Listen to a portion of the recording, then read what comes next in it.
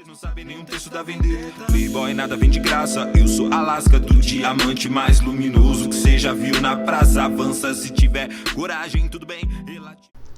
Fala galera, sejam bem-vindos a mais um vídeo. O Padão me procurou depois que eu fiz aquele vídeo da pós e ele falou que estava com as dúvidas sobre o Depth of Field, né, ou o Z-Depth, né, que ele não entendeu muito bem. Então, para eliminar essas dúvidas, né, caso mais alguém tenha, eu resolvi fazer esse vídeo aqui para mostrar como que ele funciona, né, como é que tá trabalhando isso aí, né, como é que ele pensa, né, na profundidade e como é que isso funciona na pós-produção também. Muito bem, então pensando nisso eu desenvolvi uma cena bastante simples. Eu fiz aqui um Ray Plane, né, que ele tem um tamanho limitado aqui, porém no render ele é infinito, né, então não importa o tamanho que você faça aqui, quando você renderizar ele vai virar um plano infinito. Além disso eu coloquei aqui uma taça bem no eixo 0 aqui, uma outra taça a 1 metro de distância, depois eu coloquei aqui um vaso a mais 1 metro de distância, depois aqui um cubo, né, mais ou menos, né, vamos falar que isso aqui é um cubo, né, a 50 centímetros, e a mais 50 centímetros eu coloquei uma câmera. Nesse caso eu utilizei a câmera criando ela através do View Ferramentas, né, barra de ferramentas, ferramentas de câmera avançada. Por que eu utilizei ela e não simplesmente criei uma cena? Porque como a gente tem aqui a nossa distância focal, né? Eu posso colocar 120, posso colocar 30 e tal. Dificilmente eu vou saber a posição da câmera, né? Já que a distância focal não altera a posição da câmera, e sim a distância focal em si mesmo, né? Então ela parece aproximar dos objetos, mas na verdade é uma ilusão de aproximação, né? A lente faz com que ela pareça mais próxima. Então é difícil a gente saber a posição da câmera. E o Z-Depth, como ele trabalha com profundidade, eu preciso saber onde minha câmera está para saber qual é a distância dos objetos, se eu quero atingir eles, né, especificamente. Então eu fiz aqui essa cena com a posição da câmera aqui. Percebam que eu desloquei aqui alguns objetos lateralmente para mostrar para vocês que eles de fato não interferem em nada, né, no resultado final. Porque o Z-Depth ele vai calcular, ele vai utilizar apenas a profundidade tendo em vista uma unidade só, né? Por exemplo, a minha câmera está apontando para cá, ela vai usar a profundidade, a distância nesse sentido aqui. Então, se ele está deslocado para o lado, isso não vai influenciar muito, ou quase nada, né? Não vai influenciar, na verdade, né? Porque ele vai pensar só nessa profundidade aqui, ok? Então vamos lá. Além dessa cena aqui, eu desenvolvi um layout aqui, né? Criei uma vista lateral aqui e exportei, coloquei aqui no Corel para eu aplicar aqui para vocês uns conceitos, né? Primeira coisa, né? Eu vou definir aqui umas cotas, que são as cotas que o Z-Depth vai utilizar, né, como referência. Então, por exemplo, a primeira cota é o ponto inicial da câmera. Ele começa exatamente aqui, ó. Então a nossa cota 0 vai ser esse cara aqui, essa linha aqui. Então eu vou colocar aqui um texto aqui e vou colocar que a nossa cota 0 metros, que vai ser a nossa referência. Vou colocar aqui 0 milímetros, que eu estou acostumado a pensar em milímetros, então acho que o vídeo vai fluir um pouco mais se eu trabalhar em milímetros. Depois, aqui eu tenho uma distância de 500 milímetros da câmera, esse cubo, o centro desse cubo. Então eu vou colocar aqui 500 milímetros, que seria 50 centímetros. Depois, ao centro do meu vaso, mais ou menos, né, eu tenho aqui mais 500 milímetros, então eu tenho 1000 milímetros, ou seja, eu tenho 1 metro de distância, 1000 milímetros. Depois disso, eu tenho mais 1000 milímetros, ou seja, 2000 milímetros. Percebam que essa cota ela é baseada na câmera, né? Então é a distância com relação à câmera. E esse cara aqui, mesmo que ele esteja deslocado, ele está a 3 metros da câmera nesse sentido, né? Ele tem uma outra cota aqui no outro eixo aqui, mas o Z-Depth ignora isso, tá? Então beleza, a gente tem esse traçado aqui de cotas, né? E como que o Z-Depth funciona? Ele vai criar um gradiente de profundidade, onde o gradiente começa com preto e termina com branco. E esse gradiente vai ser limitado por um alcance que a gente define nele também. Então se a gente entrar aqui no menu Options... Ah, e também eu criei essa luz aqui, tá? É uma luz... Desculpa. É uma luz esférica, né? Só para criar uma sombra aqui mesmo, né? Beleza. Então, como que ele dá esse alcance pra gente, né? Aqui no menu Options, eu tenho VFB Channels, eu vou descer e vou ativar o ZDEFT. Por padrão, ele vem com esses valores aqui, ó. Black, ou seja, ele começa em preto, em 0,001 polegadas. Ele não costuma zerar. Não sei se tem algum sentido isso, né? Mas ele não costuma zerar. Coloca aqui o Black no ponto 0, tá? Ele sempre deixa 0,001. Então a gente vai manter esse padrão, tá bom? E o White aqui, ó, o branco, ele termina em 1500. Vamos converter para saber qual é o alcance que ele está pensando aqui, né? Então, calculadora, né? Eu vou colocar aqui 1500. Como eu gosto de pensar em milímetros, eu sei que 1 milímetro equivale a 25,4 polegadas. Então, para eu saber quantos milímetros eu tenho aqui em 1500 polegadas, eu multiplico 1500 por 25,4. Então, eu estou tendo um alcance aqui, ó, de 38,1 metros, ou seja, 38.100 milímetros. Então, o que ele está querendo dizer com isso aqui? Ele quer dizer que ele vai criar um gradiente que começa em 0,01 polegadas e vai até 1500 polegadas, que daria aí, né, 38 metros, né, e 100. Então, o que ele está fazendo aqui? Ele está fazendo exatamente isso aqui, ó. Isso aqui não tem escala, tá? Então eu estou chutando aqui, tá? Ele está criando um gradiente na profundidade que simula exatamente isso aqui, ó. Então no ponto 0 ele pega esse tom que você está vendo aqui, esse preto aqui. Você começa a caminhar um pouco mais na profundidade, ele vai pegando um tom do preto um pouco mais claro. Então aqui no meu cubo ele ficaria um cinza um pouco mais escuro. No caso do meu vaso, ele fica um cinza, aliás, mais escuro não, né? Mais claro. No caso do vaso, ele fica um tom de cinza mais claro do que o cubo, né? Por quê? Porque ele está mais longe, né? Então ele tá ficando mais próximo do branco, né? Mais próximo do fim do meu alcance.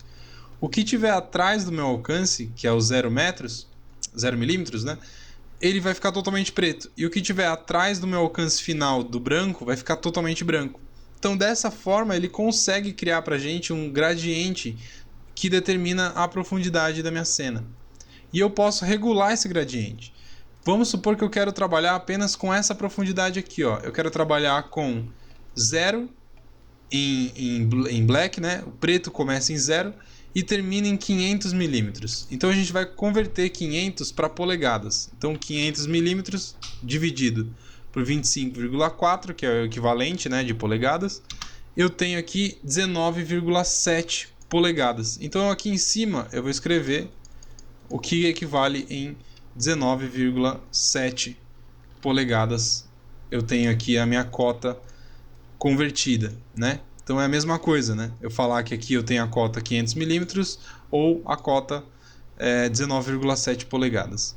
No caso de 1 metro, é isso aqui vezes 2, certo? Então é 50 centímetros vezes 2. Então é só pegar 19,7 vezes 2, eu tenho 39,37 polegadas nesse caso. Ok? 39,37 polegadas é a minha cota convertida para 1 metro. Se 1 metro eu tenho 39,37, em 2 metros eu tenho o dobro disso. Então, vezes 2 eu tenho 78,74. 78,74 polegadas. Ah, não entendi essa passagem. É simples, é só você fazer 2 metros e converter em polegadas. Então você pega 2.000 milímetros, divide por 25,4, você vai ter 78,74. No caso de 3 metros, eu não posso duplicar, né? Porque não é a mesma equivalência aqui, né? Em 1 metro para 2 metros eu tenho o dobro, mas em 3 metros para 2, de 2 para 3 eu não tenho o dobro, né? Eu tenho 1 metro a mais. 1 metro não é 39,37, então é 74,78 mais 39,37. Então a calculadora eu tenho 78,74 mais 39,37. Então em 3 metros eu tenho 111,18 polegadas. Ah, não entendi. Então você pega 3.000, que é o 3 metros, divide por 25,4, você vai ter 118,11 Então, aqui a gente vai ter a cota em polegadas de 118,11 polegadas, que equivalem a 3 metros. Então, agora ficou fácil da gente definir os planos, né? Vamos supor que eu quero essa sequência aqui, ó, esse alcance. Eu quero começar em 0 em black e quero terminar em 19,7 polegadas em white. Então vocês vão perceber o seguinte, que ele vai ficar preto o que estiver perto da câmera e o que estiver depois do meu cubo vai ficar totalmente branco. Então perceba que quando eu tenho todo esse intervalo aqui branco, totalmente branco, eu não consigo distinguir a diferença de profundidade do vaso com a taça. Por quê? Porque ele está além do alcance que eu defini. O meu alcance é só isso aqui. Então eu só consigo definir a diferença de profundidade no que está dentro desse intervalo. Fora disso, isso aqui vai ser branco, isso aqui nesse ponto vai ser totalmente branco, isso aqui também vai ser totalmente branco. Então ele não vai conseguir saber que isso aqui está um pouco mais atrás do que isso e isso aqui não está no mesmo plano que isso. Vamos testar para ver se vai acontecer mesmo? Então a gente vai setar aqui o meu Z-Depth de 0,01, né? Vamos manter esse aqui, 0,001. E no lugar do 1500, eu vou colocar esse valor aqui, ó, 19,7 polegadas. Então eu vou colocar aqui 19,7 polegadas. Fechou. Vou colocar minha câmera aqui, né? Vou zerar minha câmera aqui e vou renderizar para a gente ver qual é o alcance que o Z-Depth vai ter. Ih, deu um errinho aqui, né? Como a minha cena fechou aqui, acabou dando um erro no arquivo. Na verdade esse arquivo tá dando erro desde a hora que eu comecei a tentar gravar. Acho que essa aqui é a quarta vez que eu estou gravando. Então para resolver esse erro, né, que o render não mostra nada, né, eu vou dar um Ctrl X nisso aqui, vou criar um novo arquivo.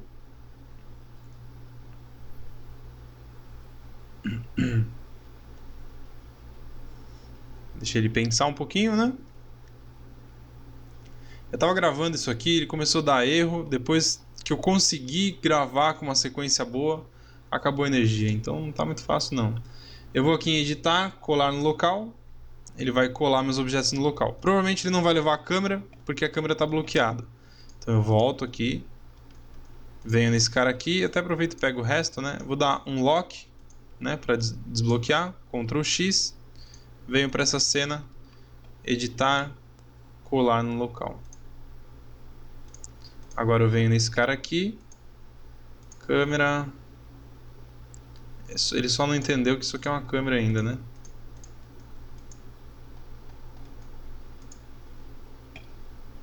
Será que eu não vou conseguir utilizar a posição da câmera? Talvez não, hein?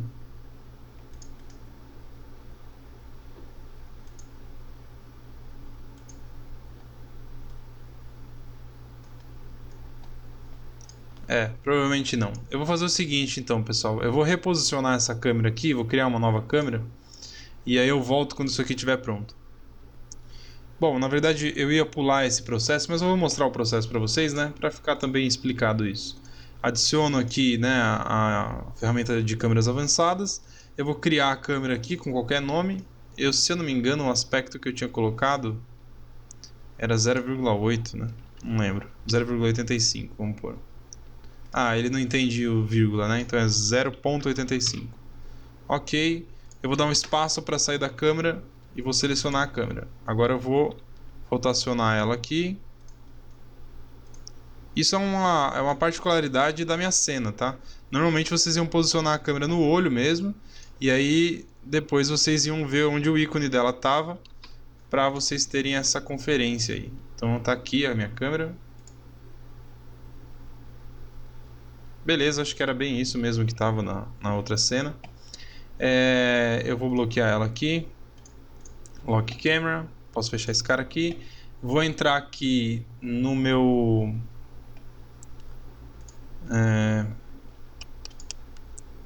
Eu vou primeiro tirar essa animação, né? View, Animation, Settings. Vou tirar aqui a transição de cena, porque eu odeio esse caminhar que ela faz, né? Eu gosto de clicar e ela aparecer. Cena 1 eu posso deletar. E eu só vou reconfigurar o render conforme eu tinha feito aqui, para ficar mais leve. Então o que eu fiz aqui basicamente foi: tiro esses dois caras aqui, não quero environment, não quero nada. Vou pegar o meu output e vou igualar o aspecto, né? Eu vou deixar aqui uma resolução de 1000, 1200 e tal. Radiance Map, menos 4, menos 3.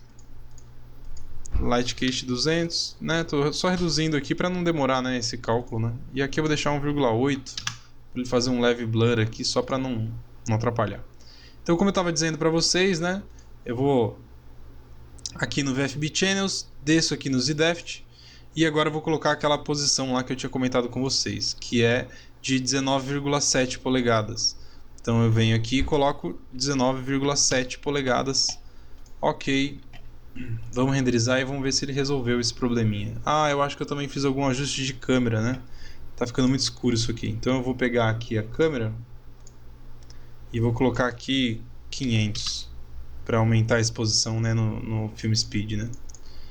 Só para a gente ter uma cena mais clara e ficar mais fácil, né, da gente enxergar os objetos. Eu acho que é isso aqui mesmo. Vamos ver.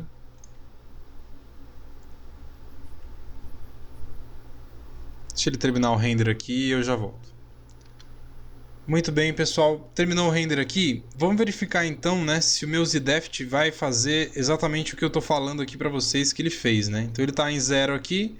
Só lembrando uma coisa, né? A gente tem uma leve altura, né, daqui para cá da nossa câmera. Então ele não vai ficar preto o chão, né? Porque você imaginando que você tem um campo de visão, né? Vou chutar, né, que seja isso aqui. Ele não vai mostrar esse tom, né? Ele vai pegar o tom que está encostando aqui, por exemplo, né? Onde ele está pegando no chão aqui, ó, essa é a profundidade. Então ele vai começar com cinzinha clara e não no preto, né? Que como a gente setou em 0, a gente só conseguiria ver o preto se isso aqui tivesse assim, né? O ângulo de visão estiver bem aberto mesmo, tá? Então é normal isso acontecer mesmo. Então, olhando aqui o meu ZDeft, olha só o que a gente tem, né? Eu tenho o meu cubo um pouco acinzentado e de repente ele vira branco aqui do nada e eu não consigo diferenciar, cara. Olhando aqui, ó, eu não consigo dizer, ó, que esse... Se eu não mostrasse para vocês a cena, vocês não iam conseguir dizer para mim se a minha planta tá na frente da taça ou se a taça tá na frente da planta ou se essa taça do fundo tá mais atrás do que essa taça. Então é a mesma coisa para o ZDeft. Para ele, como isso aqui tá fora do intervalo que eu tô calculando, ó lá, ele vai pintar tudo de branco, que é o que tá acontecendo aqui, ó. Tudo que é excedente tá branco. E tudo que tá atrás aqui da câmera, do ponto em que eu setei como 0, tá preto. Então é isso que ele faz, ó. Esse alcance, para trás é preto, para trás da câmera é preto e para frente do alcance final aqui é branco. Vamos deslocar isso aqui assim, ó, para cá. Então o que eu tô fazendo aqui, ó? Tô falando que o preto começa em 19,7 polegadas e o branco começa e o intervalo, né, termina em 39,7 polegadas. Então o que eu faço? Eu vou voltar aqui no meu ZDeft, vou entrar aqui no menu Options, VFB Channels, o meu ZDeft eu vou colocar 19,7 no preto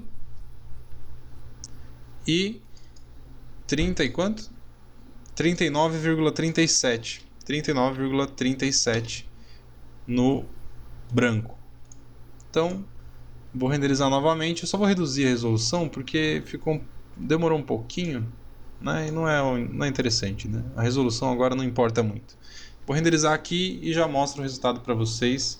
Ou então vamos já ver em tempo real aqui, né? Acho que nem vai precisar cortar. Olha só o que está acontecendo aqui agora, pessoal. O meu cubo está preto, totalmente preto, ó. E ele começa a esmaecer aqui e chega no vaso. Quando ele chega no vaso, ele fica todo branco para trás. Então agora eu já consigo perceber o quê? Que eu tenho o cubo e um pouco mais atrás dele eu tenho o vaso, só que eu ainda não consigo perceber qual dessas duas taças está na frente de qual, né?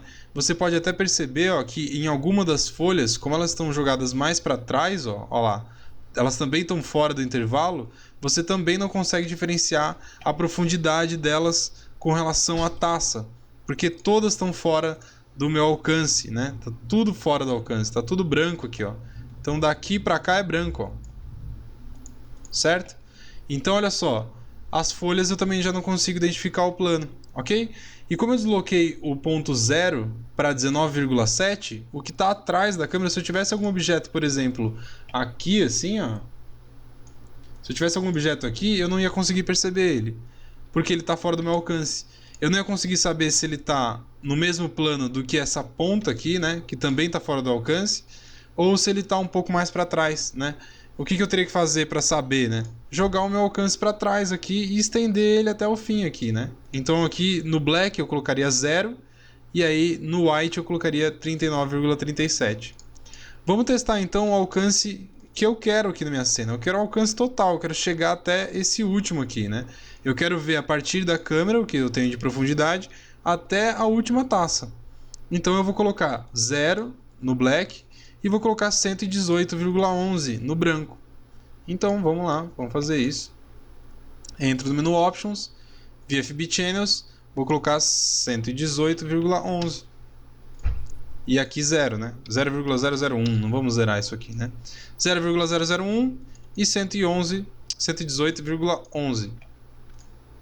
Vamos renderizar para ver o resultado dessa brincadeira aqui, se é o que a gente estava pensando ou não, né? Então, olha lá, ele está renderizando, já pegou a taça lá do fundo. Vamos ver o que acontece aqui. Muito bem, ó. Agora, olhando isso aqui, ó, deixa ele terminar aqui para eu explicar melhor.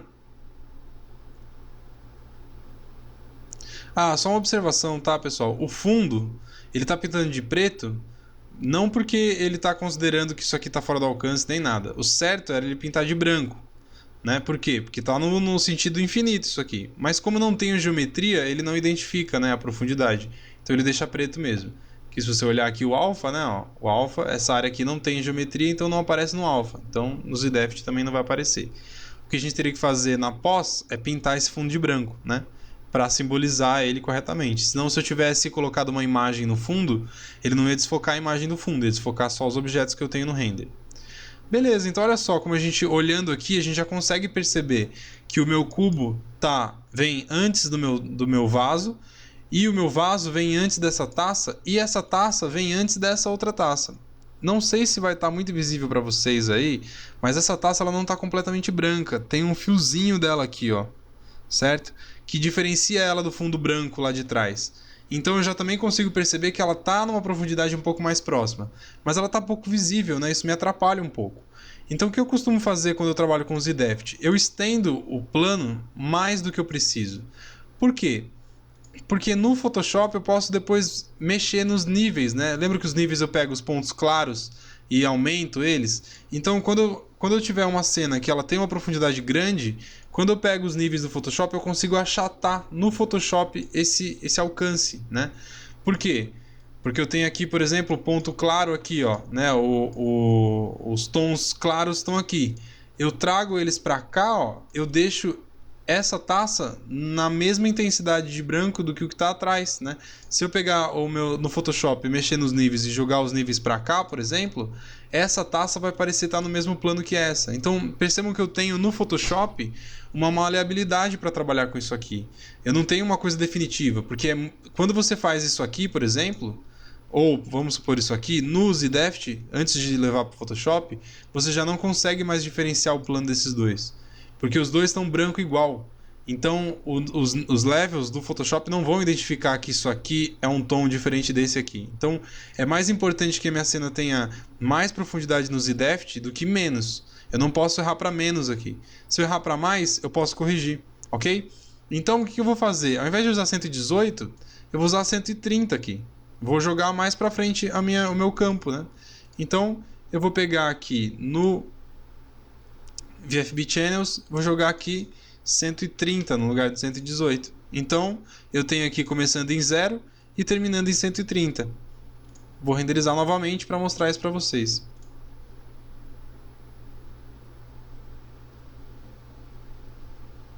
Olha lá, ele mudou um pouquinho os tons, mas olha só, o suficientemente para eu perceber bem a geometria da taça. De repente, pessoal, eu até estenderia mais isso aqui, tá? Eu acho que esse intervalo de 130 tá muito pouco. Porque qualquer correção que eu faça no Photoshop, eu já igualo esse tom de cinza clarinho com o branco do fundo. Então não é bom trabalhar dessa forma, ok? O legal mesmo é você ter uma maleabilidade maior. Então eu jogaria isso aqui lá pra cá, ó. Então você ia ter um cinza um pouco mais escuro aqui e um branco lá no fundo, né? Ia ficar melhor, tá bom? Então beleza, eu vou salvar essa cena aqui. Vou salvar aqui em cursos, vídeos, DOF. Vou salvar ela aqui como DOF. para a gente levar ela para o Photoshop, para mostrar daí como que a gente faria esse DOF, né, no Photoshop.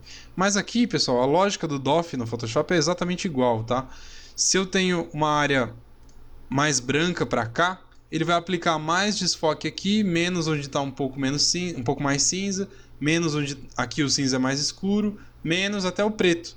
Quando chega no preto, ele não aplica o DOF. Então, baseado nisso, eu faço esse efeito, né?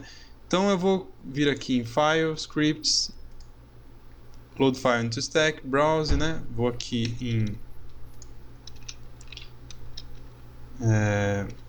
Vídeos, DOF, seleciono, vou selecionar só esse cara aqui e esse cara, que são os que são interessantes, né? O ZDeft e o DOF, né? Que é o meu RGB, né? Então, carregou, beleza. Eu tenho aqui o meu render original e o meu mapa de profundidade, né? Onde eu posso perceber bem essa taça. Mas eu queria perceber ela um pouco melhor. Então, o que eu faço? Eu venho aqui no DOF, vou dar um Ctrl J e ocultar esse aqui, porque eu quero preservar o DOF original. Eu não gosto de modificar o meu arquivo do DOF e isso acaba prejudicando. Eu vou carregar o alpha também, porque é o que eu disse para vocês, né? A gente tem que pintar esse fundo de branco, né? Então eu vou carregar o alpha para poder fazer essa correção, né? Como ele não tem geometria no fundo, ele não consegue captar a profundidade disso aí, tá bom? Então cursos, vídeos, DOF, tenho o meu alpha aqui, jogo ele para minha cena. Vou pegar aqui a seleção e vou clicar com o botão direito, similar, vai selecionar tudo que é similar. Eu venho agora aqui na minha camada do DOF e pinto de branco esse fundo que eu selecionei. Pronto, ó. Agora sim eu tenho uma profundidade correta, né? Porque aquilo tudo ali tende para o infinito e é exatamente onde eu tenho o branco, né? O branco está tendendo para o infinito. Então o que eu faço se eu quiser modificar esses planos aqui, né? Eu quero enxergar melhor essa taça aqui, eu não quero que desfoque tanto ela. Então eu venho aqui em Image, Adjustments, Levels. Então, ó, Levels, se eu aumentar o branco, olha só como ele vai consumindo a profundidade da primeira taça. Se eu aumentar mais, ele consome a profundidade da segunda. Se eu aumentar mais, eu consumo a profundidade do vaso. Ó. Ficou preto aqui, mas é porque na hora que a gente selecionou aqui no alpha, ele até deu uns probleminhas de seleção aqui. Isso acontece mesmo, tá? Certo, pessoal? Então percebam que quando eu estendo o meu alcance do DOF no V-Ray, eu posso corrigir isso no Photoshop. Vamos supor que eu não quero desfocar tanto a taça lá da frente. Eu venho aqui em Image Adjustments Levels, ao invés de jogar esse cara para cá, eu jogo o ponto mediano para lá. Olha lá como ele vai consumindo, ó, e vai escurecendo, né, os meus tons aqui, né? Dessa forma eu tenho menos desfoque, ó. Lógico que eu perco aqui a diferenciação desses dois planos, né? E foi o que eu fiz lá naquele exercício, inclusive. Então eu dei Ctrl Z aqui, vamos deixar do jeito que tá, e vou usar esse aqui como referência para o DOF. Então vou dar Ctrl A, Ctrl C, venho nesse cara aqui, vou dar Ctrl J. Ocultei todas as layers aqui, estou vendo só a layer do render mesmo, né? Então eu vou pegar aqui, vou criar uma máscara de seleção. Com o Alt pressionado, eu clico sobre essa máscara e aperto Ctrl V para colar o meu DOF aqui.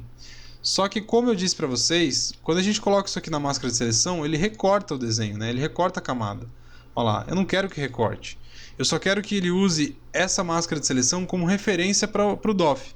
Então, com o Shift pressionado, eu clico sobre a camada e ele deixa de usar a camada, mas ela continua existindo. Olha lá, ele não é mais transparente. Se eu apertar o Shift e clicar aqui, ele volta a fazer a aplicação da máscara, ok? Então, o que eu estou fazendo é basicamente isso. Eu estou desativando o corte, né, dessa máscara de seleção. Ó. Então ela não está fazendo nada da minha cena, mas ela existe aqui ainda. Então o que eu faço? Eu venho aqui em Filter, Blur, Lens Blur. No Lens Blur eu posso pedir para ele usar a Layer Mask como referência. Se eu não colocar nada, ele não sabe onde eu estou aplicando, então eu não tenho como falar para ele, ó, eu quero não desfocar esse cara e eu quero desfocar o fundo. Se eu uso o Layer Mask, agora eu passo a escolher, ó, eu quero focar lá no fundo, ele inverte a máscara, né? Onde estava branco na máscara, ele pinta de preto. Então isso aqui passa a ser branco. Entenderam como que ele funciona? Então, por exemplo, eu quero focar nesse cara, eu clico nesse cara, ele desfoca todo o resto de acordo com a intensidade das cores, né? Você pode perceber, ó, que esse cara aqui, ele tá desfocado, mas ele tá menos do que a taça do fundo e menos do que a taça lá do fundo. Porque o Z-Depth está dizendo para ele a profundidade. Lógico que eu posso regular, né, o quanto que eu quero que desfoque. Eu posso desfocar bastante aqui no Radius. Ele tem um limite de desfoque, né? Ele está até processando tudo isso, né? Ele tem um leve limite de desfoque por conta do quão claro tá isso, né? Se você tivesse um branco mais forte lá no fundo, ele desfocaria mais, tá certo? E o interessante é que eu posso clicar no meio termo, ó. Se eu clicar aqui, eu só vou diminuir o Radius, porque ele vai pesar muito o processamento aqui. Eu passo a focar no meio termo aqui, ó. Eu desfoco um pouco o vaso, o meu cubo, aliás, e foco mais no vaso. Então, percebam como é dinâmico isso, né? Tem gente que gosta de trabalhar com o DOF direto no V-Ray, né? Direto na câmera. Mas eu acho péssimo isso, porque ele pesa muito no render e ele não permite que você faça essa alteraçãozinha simples aqui, ó.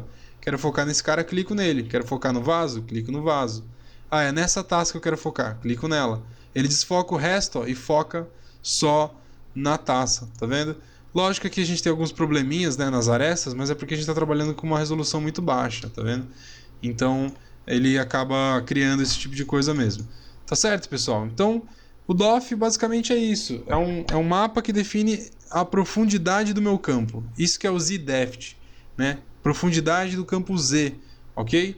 Então é assim que funciona e foi assim que a gente aplicou o DOF na nossa cena. Então olha só, que maravilha, né? Por que eu desativo a minha máscara também? Porque se ela estivesse ativa, eu não ia perceber direito o DOF, né? Olha lá, ele diminui um pouco a intensidade do DOF. Por quê? Porque essa máscara, além dela servir como referência para o DOF, ela também recorta a minha imagem.